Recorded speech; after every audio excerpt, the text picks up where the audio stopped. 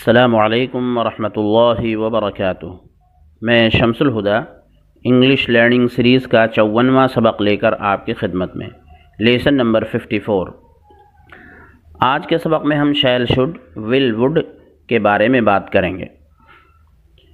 तो सबसे पहले मालूम होना चाहिए कि ज़माने मुस्तक़बिल के लिए शैल का इस्तेमाल फ़र्स्ट पर्सन के लिए किया जाता है। फ़र्स्ट पर्सन यानी मुतकल्लिम, और विल का इस्तेमाल तमाम अशख़ास के साथ किया जाता है। तमाम अशख़ास मतलब फ़र्स्ट पर्सन हो यानी मुतकल्लिम हो, या सेकंड पर्सन हो यानी हाज़िर हो, या थर्ड पर्सन हो यानी गायब हो।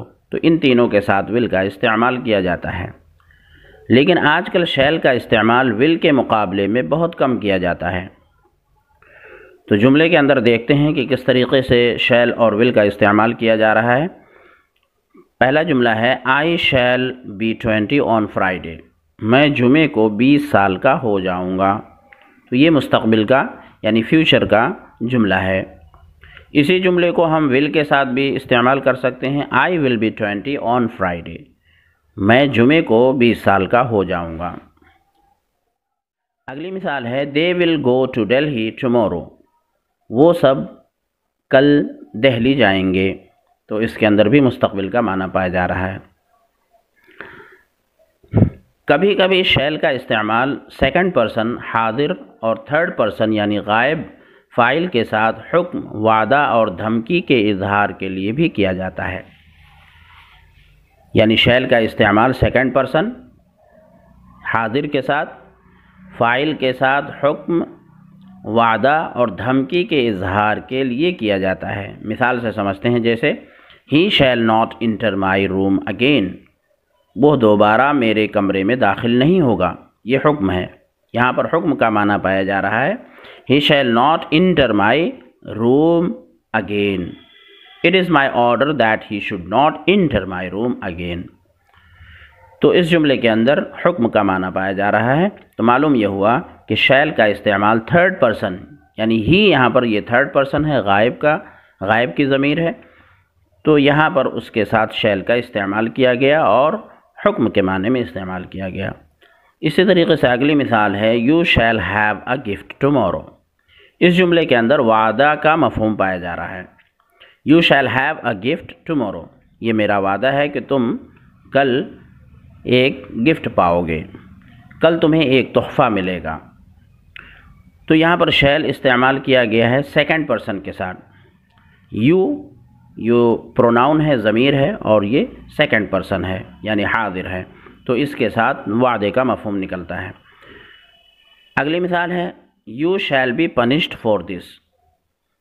तुम्हें इसके लिए सज़ा मिलेगी। यहाँ पर धमकी के माने में इस्तेमाल किया गया है। तो मालूम यह हुआ कि सेकंड पर्सन और थर्ड पर्सन के साथ कभी कभी शैल का इस्तेमाल हुक्म, वादा और धमकी के इजहार के लिए भी किया जाता है। याद रखना चाहिए कि जदीद इंग्लिश में शैल का इस्तेमाल कदीम समझा जाता है और उसके इस्तेमाल से परहेज़ किया जाता है।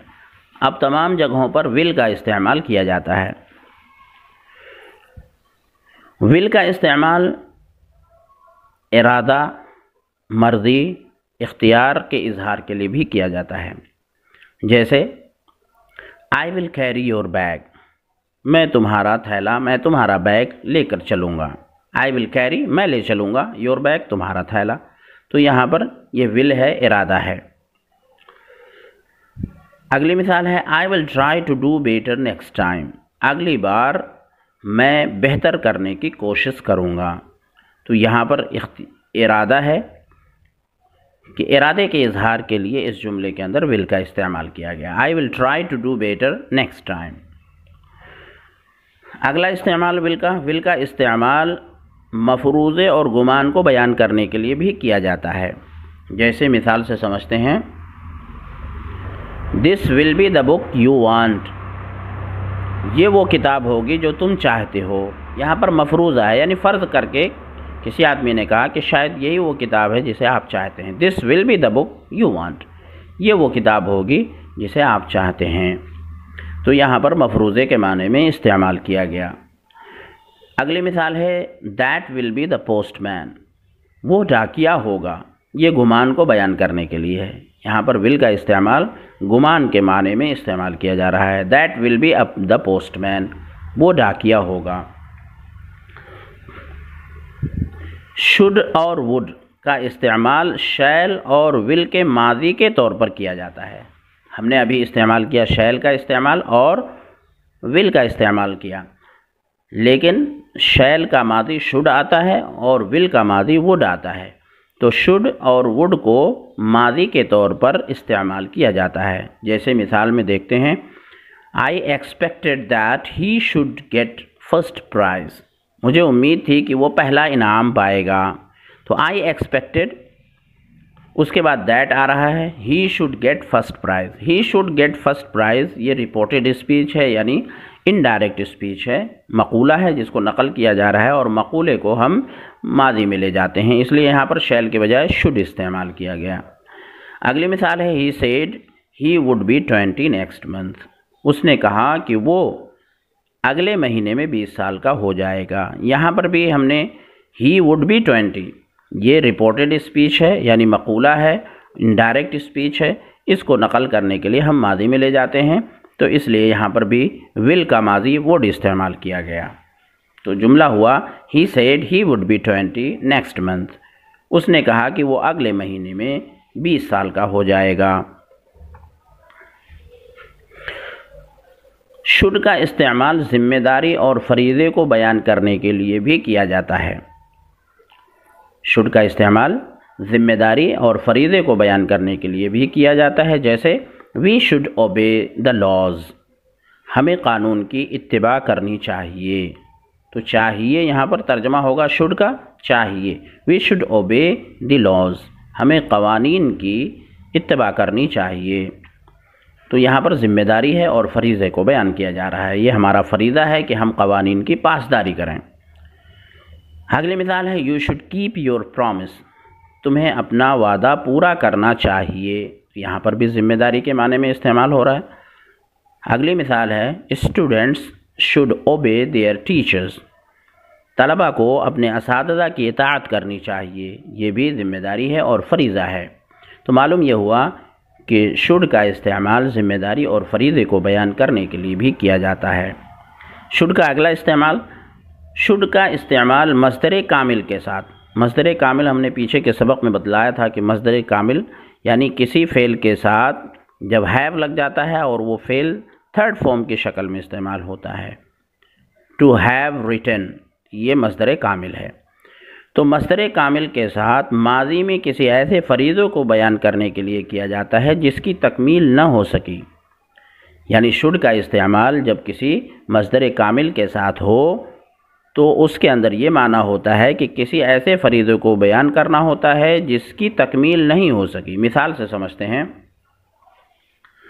You should have been more careful, तुम्हें मज़ीद मुहतात होना चाहिए था।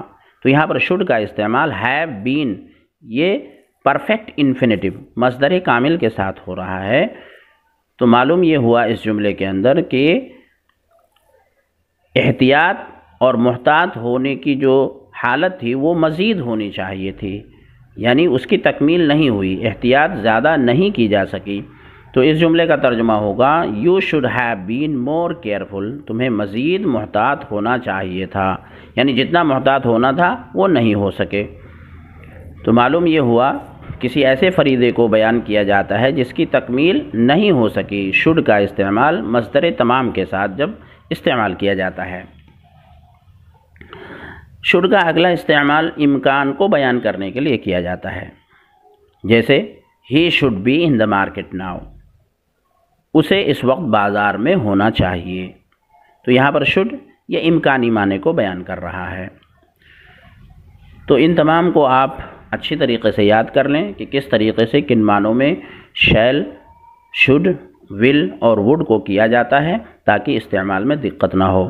इस सबक को तहरीरी तौर पर मुकम्मल तहरीरी तौर पर आप पाना चाहते हैं तो आप हमारे ब्लॉग पर जाएं, ब्लॉग की लिंक हमने डिस्क्रिप्शन में दे दी है। अस्सलामु अलैकुम व रहमतुल्लाहि व बरकातुहू।